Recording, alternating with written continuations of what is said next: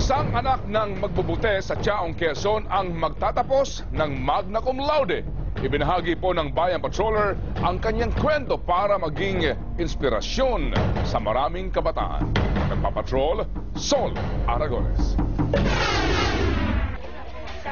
Sa pinagtagpi-tagbing yero, kawayan at plywood na ito nakatira si Sara Tanduyan. Pero sa loob ng barong-barong na ito, nakatago ang mga medalyang itinuturing niyang tunay na kayamanan.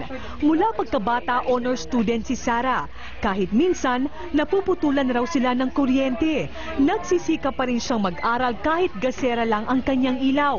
10 taong gulang siya nang mamatay ang kanyang ina. Sa Biyernes, magtatapos siya bilang magna cum laude sa kursong Business Administration ng Dalubasaan ng lungsod ng San Pablo. Dinedegrade po yung tatay ko dahil po ganun lang po yung hanap buhay niya. So nagtiyaga po ako para po at least dumating po yung time na maiahon ko po sila sa kahirapan. At ang inspirasyon ni Sara sa kanyang pagsisikap, naku, walang iba kundi ang kanyang ama na si Mang Nick na itinaguyod si Sara sa pamamagitan ng pamimili ng bote. O tay, gagraduate ng anak. Ano po ang pakiramdam nyo ngayon? Masarap po na mahirap po. Kahit sa kabila ng kahirapan po, itinagoy ko po. Hagandang ko bilang ama. Para makatapos labong ang anak. 200 piso lang ang kinikita ng kanyang ama.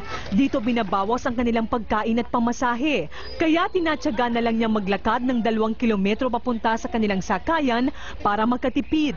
Ang allowance na 1,500 pesos na bigay ng eskwelahan ng pinagkakasya niya sa loob ng isang buwan. Si Sara, sabi nga ng mga teacher dito, napakabait na bata at napaka-impressive din.